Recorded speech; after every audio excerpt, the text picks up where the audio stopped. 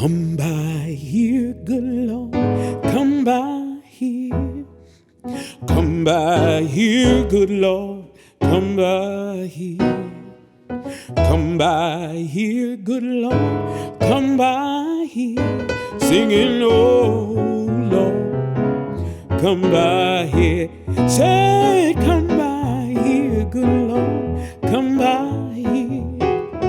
Come by here, good Lord, come by here.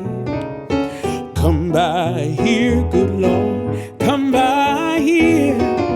Oh Lord, come by here. Somebody's praying, Lord, come by here. Somebody's praying, Lord, come by here. Somebody's praying, Lord, come by here. Singing, oh Lord, come by here. Somebody needs you, Lord, come on by here. Somebody needs you, Lord, come by here. Somebody needs you, Lord, come by here. Oh Lord, come by here. Singing, come by here, good Lord, come on by here. Come by here, good Lord, come on by here. Come by here, good Lord, come by here. Oh Lord, come by here. Say, I've been praying for such a long time, praying for some peace of mind. Here I am, Lord, my heart and soul. Said I am praying for you to take control. I said I'm waiting, watching. I'm waiting and watching. Oh Lord, won't you come by here? Oh Lord, won't you come by here? I said I've been praying for a long, long time. I'm praying for some peace of mind. Here I am, here I am, here I am, my heart and soul. I said I'm praying, Lord, you to take control. Come on by here, come on by here, come on by here, come on by here. Whoa, come by here, good Lord, come by here. Come by here, good Lord, come by here. Come by here, good Lord, come by here. Singing, oh Lord, come by here.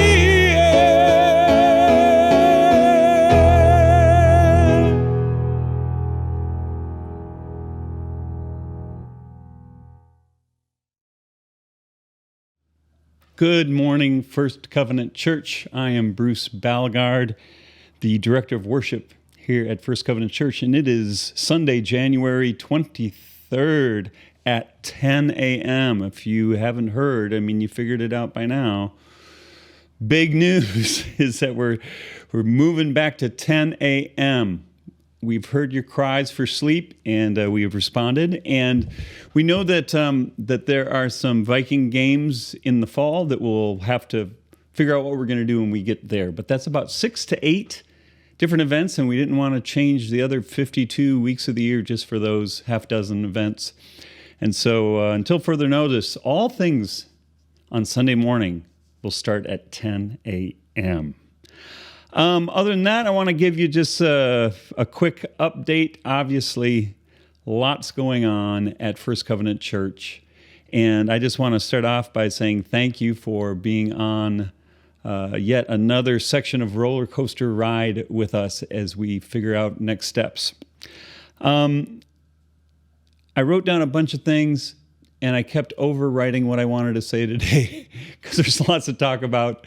And then I kept crumpling it up and trying it over again. I'm just going to try my best to just speak from my heart, and I hope it makes sense. But I I want to tell you that even though this is really difficult, the main message I want to get across is that I'm surprisingly hopeful.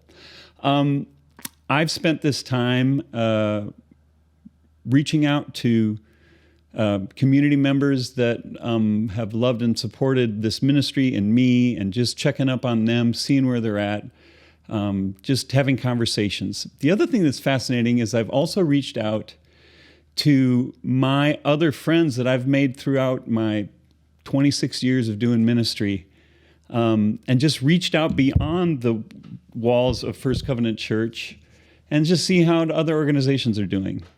And everyone's struggling. I know that's a weird way to bring hope, but I do think that sometimes we can not see the greater context that's going on, and we can think, what are we doing wrong? And don't get me wrong, there's things that we need to look at, that we need to work on. This is not a free pass out of the difficult work around how to be a church in the 21st century in Minneapolis, in a post-George Floyd, post-COVID, mid-COVID. This is tough. And yet, if we don't also keep in mind that COVID makes it into another world. There's organizations that I talk to, friends of mine, that I thought were making along fine, and they're not. If you know me, I talk a lot about Maslow's hierarchy of need. It's just one of those things, you know, that pyramid that Mr. Maslow created, but it just talks about, as humans, the first thing that we need is our basic human needs. We need food and shelter, we need love, we need connection. And it goes up, and the things of talking about spirituality or things about our culture or society, those are higher up in the pyramid. And I think that COVID just keeps us in more of a state of fear and hoping that we're going to be okay. And so I think that universally what's going on is that it's just really tough. It's much easier to stay home for lots of reasons.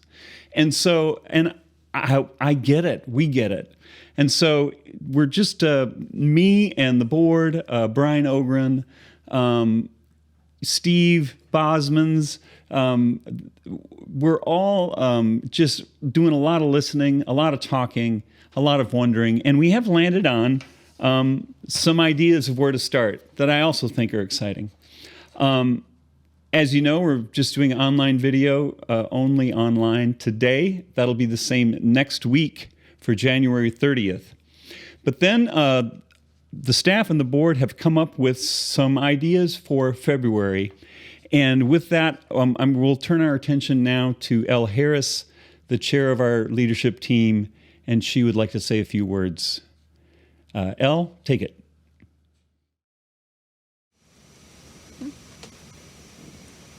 Hi there. Fancy meeting you here. You know, I've really missed seeing you. In fact, our entire leadership team has been talking about how much we've missed seeing each of you. We're really sad that we had to go to all virtual services in January, but we did it to make sure we were all safe because of the climate and COVID. And we're hoping, as things are getting a little more stable, that we can start meeting again. So our plan is to meet in person again on Sunday, February 6th. So we're hoping you can join us at the church Sunday, February 6th. And instead of meeting where we normally do, we're just going to go up another set of stairs and meet in rooms 250 and 252. And there's another change. We normally meet at 9, but now you get to sleep in an extra hour because we're going to meet at 10 a.m. So, again, please join us in person on Sunday, February 6th in rooms 250 and 252 on the second floor, and we're going to meet at 10 a.m. When we start gathering again in February, we're hoping to have some good conversations because for a few months now, we've been talking as a leadership team about how church should look now. Things are different after the pandemic, and we know each of you are needing different things. So we want to talk as a community about who we are, where we want to go, and how we want to get there together. So we're hoping you can join us and start having those conversations because we really want your input. Without each of you, this isn't a community, and if it's not a community, it's not a church. We really hope to see you then, but in the meantime, we hope you'll enjoy this service too. Thank you and have a wonderful Sunday. Thank you, Elle. So that's the idea for February 6th, is to do an in-person meeting, and it's just going to be the leadership team, staff, and the members, attenders of First Cov, just to have a discussion time in room 250, 252. If you don't remember, that was the children's room. It's on the second floor, and if you're newer to the building and don't know where that is, we will have signs up that will guide you to it. So that's what's going on February 6th. February 13th and 20th, right now the idea is that we have talked with a few people and want to bring in some outside voices of people that we really know and respect, who've done the difficult work in church, in organizations of faith, around areas especially of racial reconciliation and reparation. And so we just think it'd be good to get some outside voices and to hear from them just to the state of the church in this whole different planet, like I mentioned, that we're living on.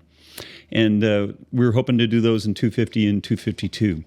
And then, I know the choir members know this, then on the 27th of February, the plan right now is for us to do an in-person worship service and invite a guest speaker in. And we are in the process of getting the gospel choir lined up for that weekend, and to just have a time of worship and celebration in the midst of difficulty in this journey. And so, and all of those, remember, just like Elle said too, 10 a.m. new time. We will try to keep you updated on all this. I do want to add one big caveat in the end, is that, as you know, this Omicron variant is still going crazy, that we are projecting meeting in person because we do have been watching the news, and it sounds like things are going to peak soon and start declining.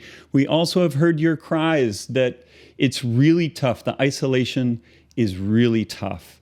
And so we do want to press forward, trying to have in person. We hope to offer on the 13th and beyond some hybrid thing, but we're still working on that too. And so we do hope that we can get together, but we will be in touch. The Friday emails, like I said, we'll keep the website updated.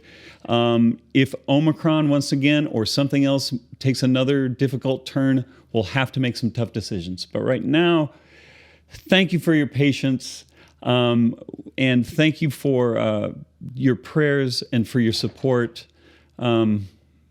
It's unreal how much support. Just as I've reached out and met with folks of First Cov, your support is so amazing. So thank you, and enjoy the rest of the service.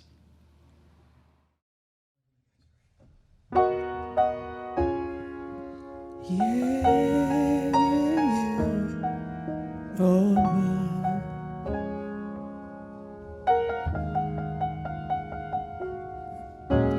When your world is crashing down, when your life's grown old, when grief and fear are all around, and you have no one to hold, you've got to get up again and get up again.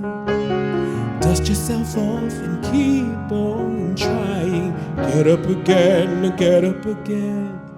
Let it go. Get up again and get up again. Brush yourself off, there's no use crying. Get up again and let your life unfold.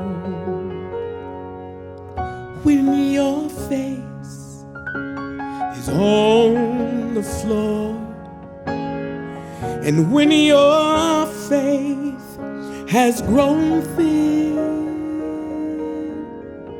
when no one seems to care anymore, that's when you begin. You've got to get up again, get up again. Dust yourself off and keep on trying. Get up again, get up again. let it go. Get up again, get up again. Brush yourself off, there's no use crying.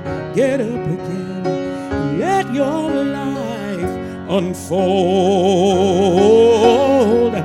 Life will get better.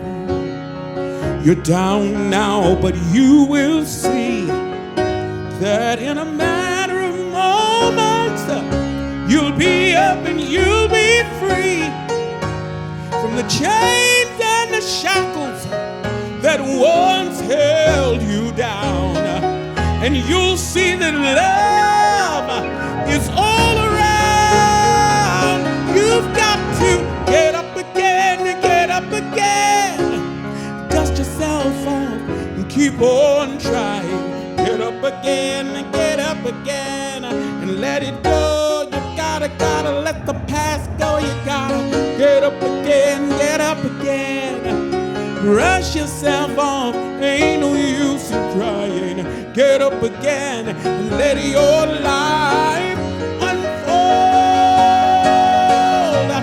Get up again, dust yourself off, keep on trying. Get up again, you gotta let the past go. Get up again, brush yourself off, there's no use in crying. Get up again and let your life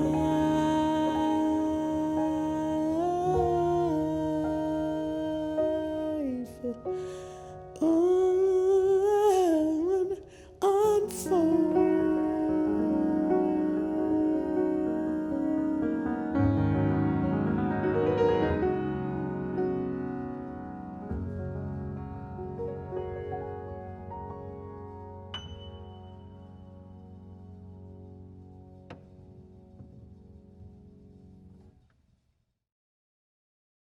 Good morning, First Cov. My name is Heather.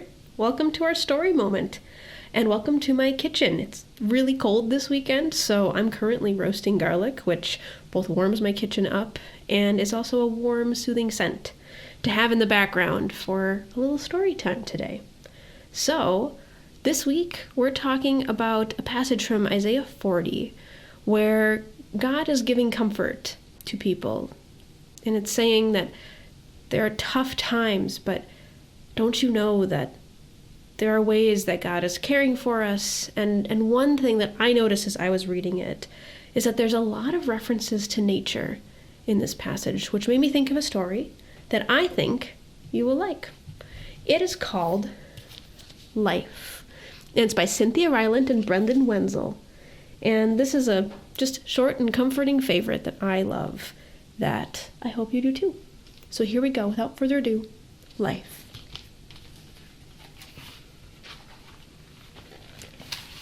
Life begins small.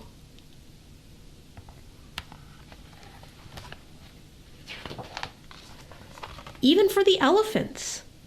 Then it grows.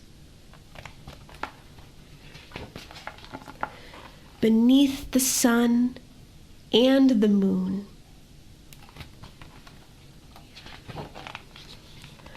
Life grows. Ask any animal on earth, what do you love about life?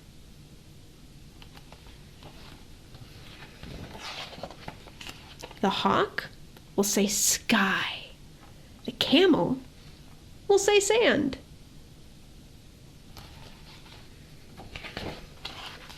The snake will say grass.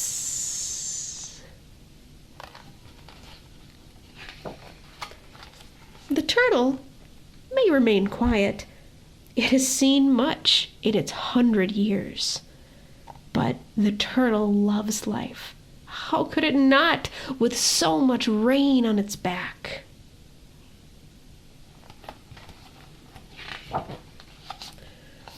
But life is not always easy.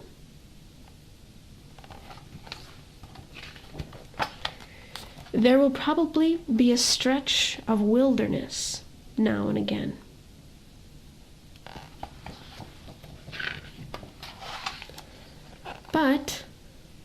darkness eventually ends.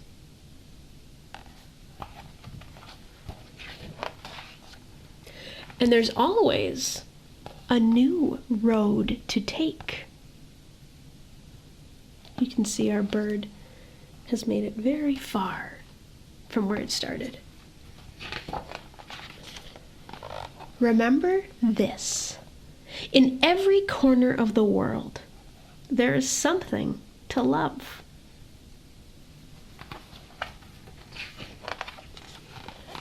And something to protect.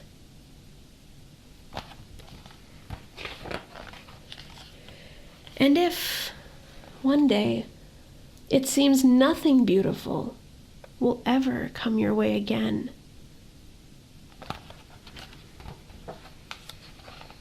trust the rabbit in the field and the deer who crosses your path. Trust the wolf and the wild geese who find their way back home.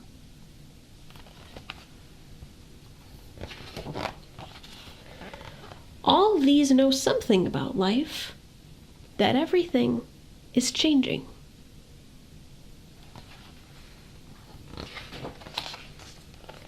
And it is worth waking up in the morning to see what might happen.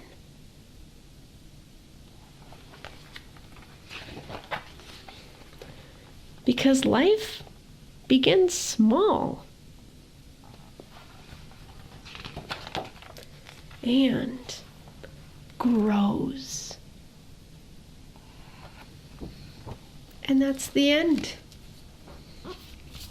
So I hope you enjoyed our short and sweet story of life.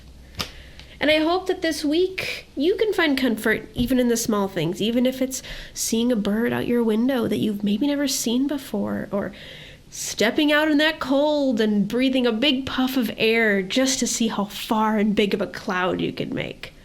Little things like that help make life more bearable. So, much love to you, and I will see you next week. Bye! As you know, what we have been doing last week and through the rest of January is reaching back into our amazing archive of sermons and stories and songs and piecing together kind of a best of series of church videos. It was so great to hear Heather Albinson read a storybook. We're going to include one again today, and had an opportunity to have a good conversation with Heather and catch up with her. And then as I went through past sermons, there's one that stood out to me, and it was one that Emma DeVries preached a year ago, almost to the week. It was February 7th of 2021. I reached out to Emma and asked for permission, and she was excited. She thinks it's a good fit of a video to hear again.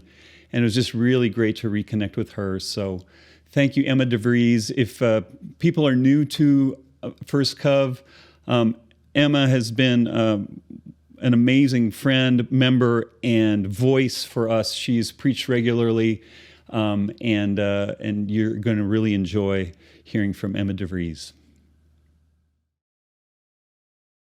Isaiah 40, 21 through 31. Do you not know? Have you not heard? Has it not been told you from the beginning? Have you not understood since the earth was founded? He sits enthroned above the circle of the earth, and its people are like grasshoppers.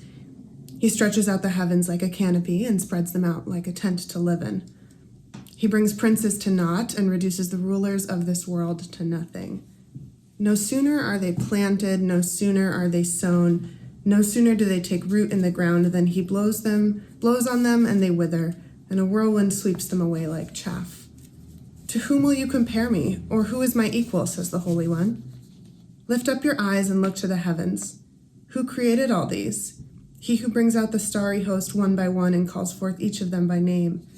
Because of his great power and mighty strength, not one of them is missing. Why do you complain, Jacob? Why do you say, Israel, my way is hidden from the Lord, my cause is disregarded by my God? Do you not know? Have you not heard? The Lord is the everlasting God, the creator of the ends of the earth. He will not grow tired or weary, and his understanding no one can fathom. He gives strength to the weary and increases the power of the weak. Even youths grow tired and weary, and the young stumble and fall. But those who hope in the Lord will renew their strength. They will soar on wings like eagles. They will run and not grow weary. They will walk and not be faint. In the unique social circumstances of 2020 and 21, kept at home and out of the usual diversions of concerts and travel and restaurants, many people have found new, simpler hobbies, pandemic hobbies, like making sourdough, home workouts, Zoom happy hours. Though I got into all of those to some degree, my pandemic hobby, I would say, was bird watching specifically. I'm no pro birder by any means, but in those early days back in March, almost a year ago, I began to walk daily to and around Lake of the Isles, which is the nearest lake to my apartment. It was my one time to get out of the house and in the company of any beings besides myself and my cat, and often that meant seeing other humans out walking, which was a balm in and of itself. But I found myself in particular comforted by my non-human creaturely companions. At that point, I had lived here 3.5 years, having taken many walks to Lake the Isles, but never with such frequency or consistency. So I began to notice new things that you see especially when you look closer. I noticed the neighborhood dogs, cataloging in my mind which ones were out for walks at certain times of day. I noticed the locations of each of the muskrat dens, a particular favorite of mine. I noticed the neighbor who liked to drive circles around the lake with his windows down, blasting classical and opera tunes as a treat for all out strolling that day. And most of all, I noticed the birds. I couldn't believe it. Loons in my neighborhood, that iconic bird of Minnesota I'd only associated with up north, making a migratory stop right here a mile from my house. And speaking of iconic, bald eagles, individuals perched in trees meters from me, pairs flying up overhead, circling for prey. I couldn't believe what I learned about my environment when I slowed down and looked closely enough. I remember the first eagle I saw when I moved here, taking a bus across campus over the Mississippi, jaw agape that I had just spotted such an incredible animal from the campus shuttle, no less, that I nearly missed my stop. So now to see them near daily, each one took my breath away, majestic mythic creatures that they are. So I downloaded a bird ID app, put binoculars on my wish list, and admitted to myself I had officially become a bird nerd. So enter today's lectionary selection. First reading through the options, I just about passed over this Isaiah passage. It was so frequently cited in my youth. Our school mascot was the eagle, that jaded as it seems, I kind of let it slide by. What could be new here? We've all heard this. But then it caught me in a new way. Those who soar on wings like eagles. I've been thinking about eagles lately. What might happen to this passage if we slowed down and considered the birds? There are a lot of ways of reading scripture and exegeting its meaning. Looking at the history, the literary metaphors, the symbolism that it meant in its time, looking for contemporary social and political parallels, all of these things I do, when looking to make meaning from the word, including in today's sermon. But bird nerd that I am, I couldn't help but take this chance to read this passage by wondering about the birds. So today I want to talk about these birds and wonder about and with them about what they might tell us, what thinking about the meaning of these birds at this place in Scripture might help us understand about our own weariness, our own exhaustion in this time, and might be invited anew into the comfort of God's presence, lifting us up as on wings. And before I do, I want to add, though, that in some ways this is a bit of a pet project of a sermon following this passion of mine. Really, it's more because slowing down to linger with the birds of Scripture, I would say it's not just for bird nerds, nor is it a departure from the series of justice in the lectionary, justice throughout life that we're working through at First Cov.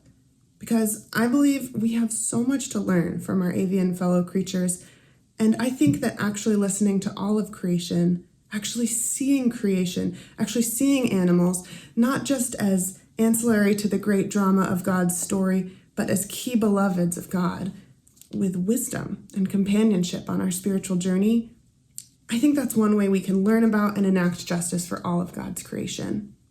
So I invite you to join me in that listening and wondering. But for now, let's get back to the birds. I want to invite you to sit and think for a moment about eagles. What comes to mind for you? They are such a powerful symbol in our culture, as they are in many cultures. Typically, they're just that, a symbol of power. They're the kind of power that is the thunderbird in Native American mythology, which was a powerful bird that was said to be able to kill orcas. They're also the kind of power associated with empires, such as the US, of course, though they're on many national insignia and flags around the world, dozens of countries. In the US, specifically, they tend to represent patriotism, massive power, masculine Zeus-like strength, and killer instincts. So unsurprisingly, the eagle is a popular selection for American Christians too, to represent not just their country, but their faith. There are Eagle Christian curriculums, Eagle Christian schools, and how to be an Eagle Christian sermons, Eagle Christian evangelist agencies, Eagle Christian colleges, equipping people for their God-given Eagle destinies. Eagle Christians are meant to go forth without fear in the face of adversity and conquer their enemies. If I'm honest with you, I'm kind of sick of all the eagle imagery.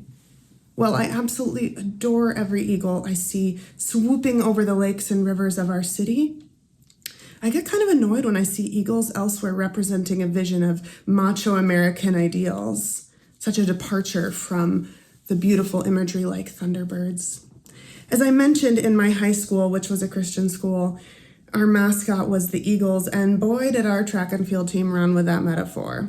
The idea was that God was with us in our swiftness as eagles, in our strength and might as vigorous, youthful athletes, making us fast. I suppose that's all well and fine for the context. So I don't mean to be cynical about it, but when I am run down and exhausted after 11 months of pandemic, I don't really relate to soaring on wings like eagles, that kind of mighty. I don't really relate to powerful, renewed youth, lack of faintness, lack of weariness as I wait on the Lord. Author and minister Debbie Blue puts the perfect words to this feeling in an essay she wrote reflecting on Isaiah 40:31. She says, "I had been waiting for the Lord quite a long time, but had not really felt much like I had been mounting up with wings like an eagle. I had been noticing the turkey vultures all around Jim's grandmother's farm, how wobbly they were. This seemed more like my experience waiting for the Lord. Not mounting up, but circling and tottering. Faith for me is not like the strong, smooth, sure of itself eagle soaring, but rather the waiting, wobbly, awkward circling of those blown by the merest whiffs of wind turkey vultures. My faith journey didn't seem to involve some linear sort of advancing, but might better be described as swaying, rolling, and being blown," end quote. I should add, I'm indebted to Debbie Blue's beautiful book, Consider the Birds, a provocative guide to the birds of the Bible, for helping guide and provoke many of the thoughts and wonderings I share today. As it turns out, she's on to something here. The Hebrew word we often find translated as eagle in English versions of the Bible is nesher, and my friends, it means vulture. Due to all the ways vultures are defiled and despised in our contemporary culture, the translators thought that vulture couldn't quite capture the intent of the passage, as it spoke of griffin vultures in particular, a type of vulture that inhabits the Mediterranean and would have meant a certain thing to its audience. So for us, they subbed in eagle.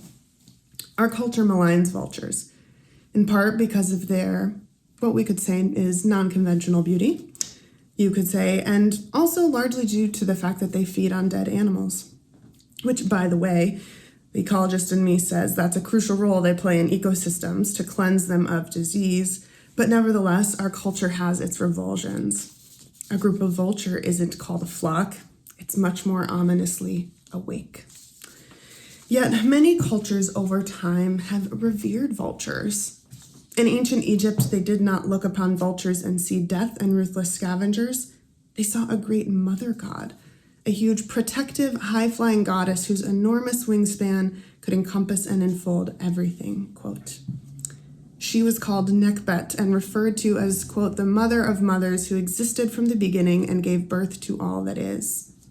Vultures took on this feminine association in part because the Egyptians believed that the vultures only exist as females, probably because the vultures they were familiar with lacked markings to distinguish the sexes, and so the lore went that vultures could conceive without a male, so they became a symbol of feminine, and so this carried forth for millennia in other cultures. In medieval times, you can imagine how they took on the symbology of the Virgin Mary, the mother of Jesus. In Egyptian hieroglyphics, the vulture is one of the characters, which represents the sound used in the words for mother and grandmother. So when God says to Moses, "You have seen what I did to the Egyptians and how I bore you on Nesher's wings and brought you to myself," it's probably not an eagle God is referring to. It's an interesting twist for our Western ears.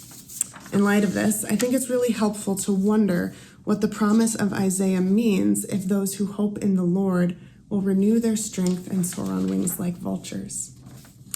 So while eagles are excellent hunters and killers used by militaries worldwide on their badges and banners, and we've spent years reading these verses imagining that bird, Blue challenges us to ask, what might it be like to be carried on the wings of a vulture, the great protective mother bird?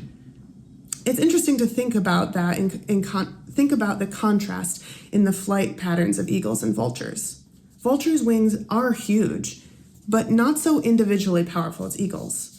Vultures fly higher than almost every bird on Earth, but less so by their personal strength and more by a sort of communal energy, you could say.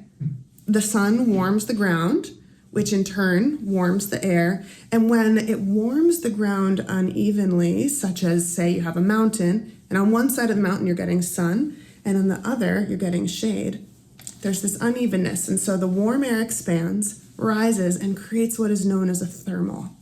These forces of air can lift birds as the air rises, expands, and rises.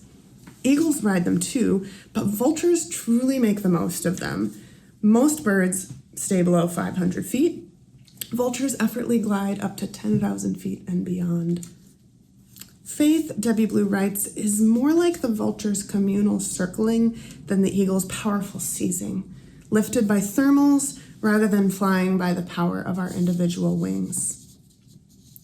Psalm 103 says, "Bless the Lord, O my soul, and all that is within me, bless God's holy name, who forgives all your iniquity, who heals all your diseases, who crowns you with steadfast love and mercy, who satisfies you with good as long as you live, so that your youth is renewed like the vultures." See how that changes things a little when we reimagine this? Now, I can understand why the eagle appeals to us. We live in a culture fixated on power and greatness and significance that valorizes the conquering might of eagles over the collaborative free-floating of vultures. And yet, we are not superhumans. Despite living in this world, we are often weak and small and vulnerable and seemingly insignificant. And it's hard to be those things in a world bent on power and bravado. When Adam and Eve realized they were vulnerable, this is a real 2020 work from home moment. Speaking of animal company, we'll let Wendell hang out.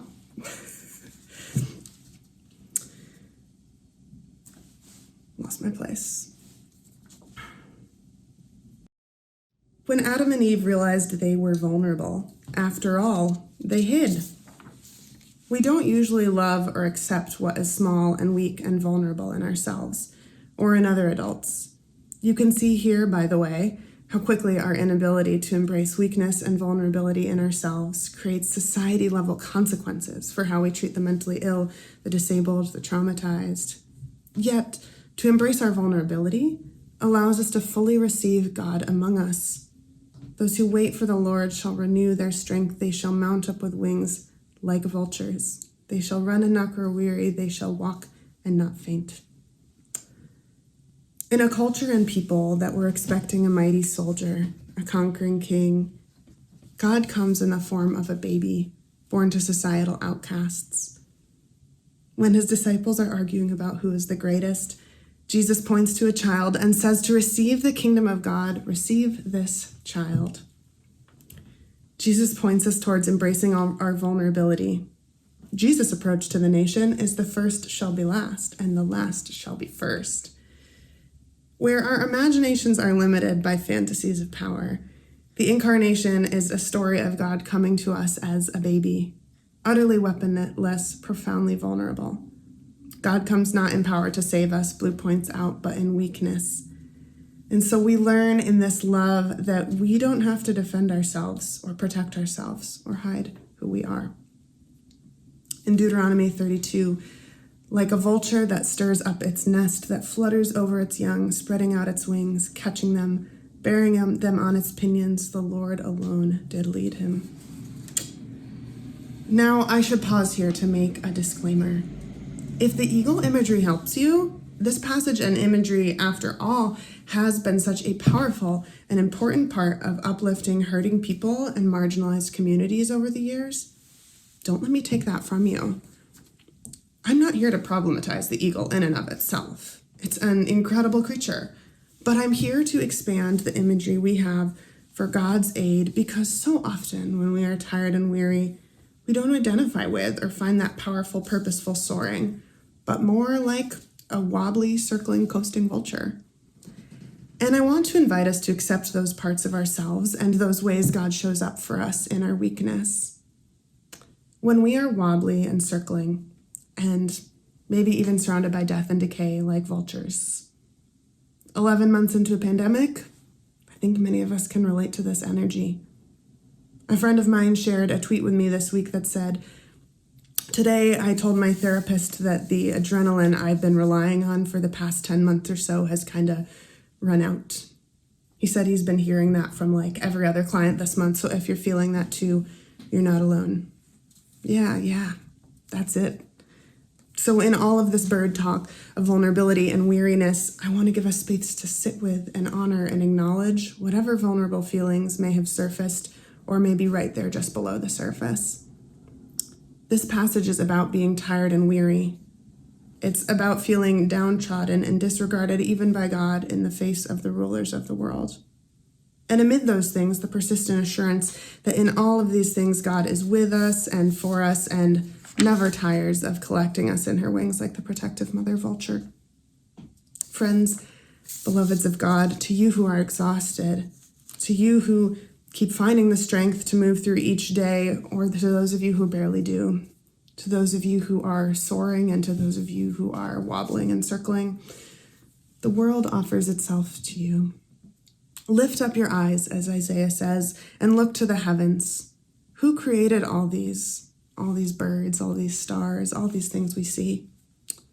The one who brings out the starry host one by one and called forth each of them by name.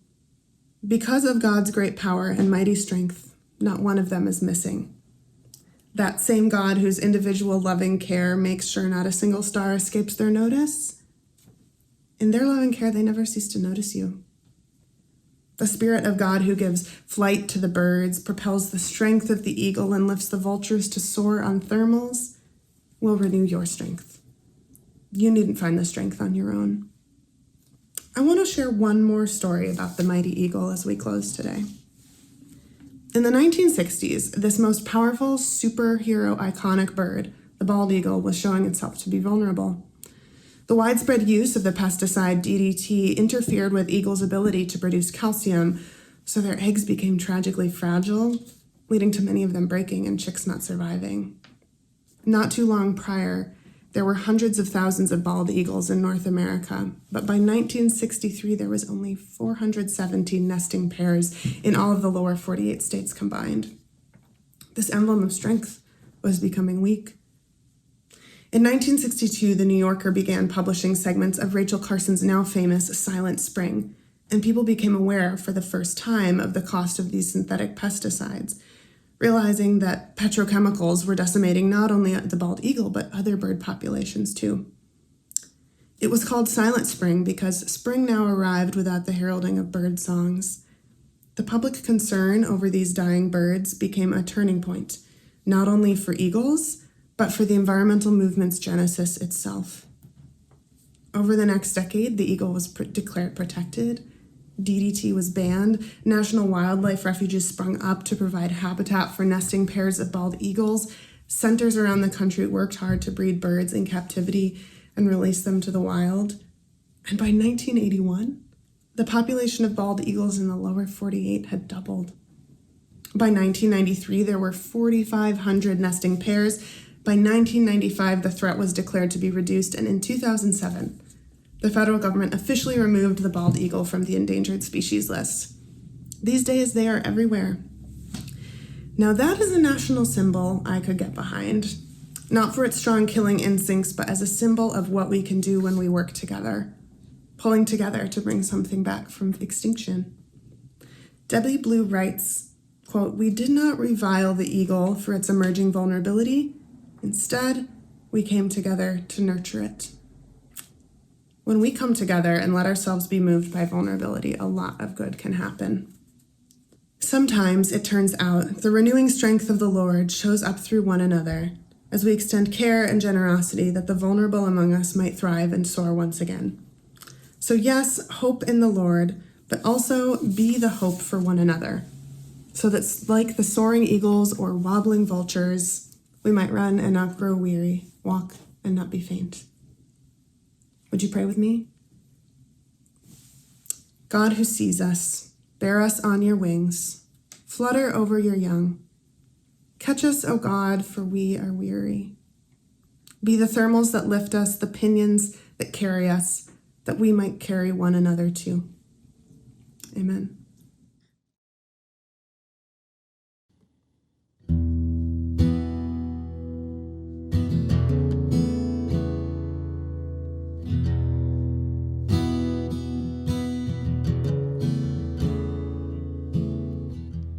Looking back on the things that found me, places I would never choose, the same things that both haunt and heal my demons and my muse. We are crushed and created, we are melted and made, we are broken and built up in the very same way. What I thought I could handle, what I thought I could take, what I thought would destroy me, leaves me stronger in its wake.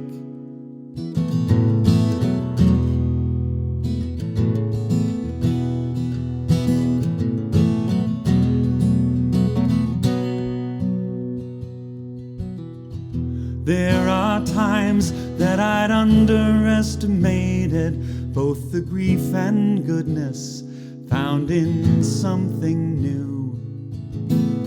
Where one thing dies, something else can be created. Though its truth you find, oh, its innocence you lose. We are crushed and created, we are melted and made, we are broken and built up in the very same way. What I thought I could handle, what I thought I could take, what I thought would destroy me, leaves me stronger in its wake.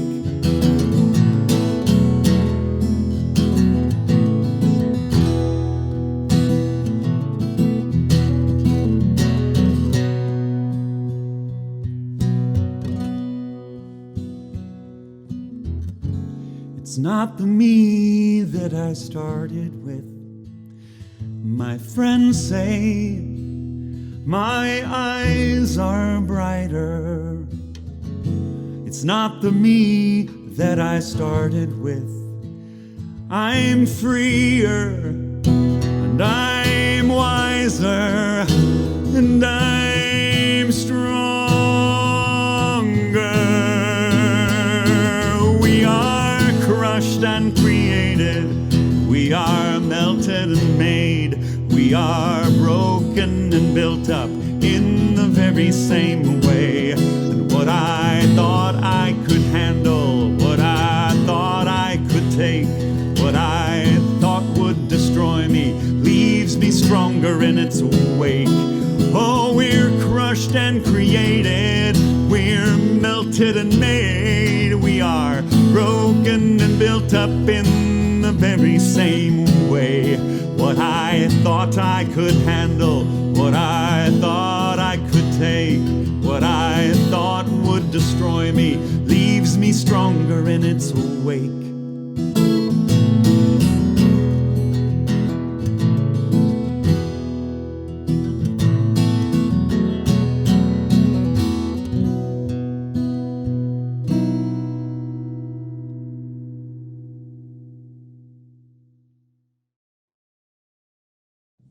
And for today's benediction, beloved ones, weary ones, youthful ones, tired ones, may the God of the vultures and the eagles lift you on her wings.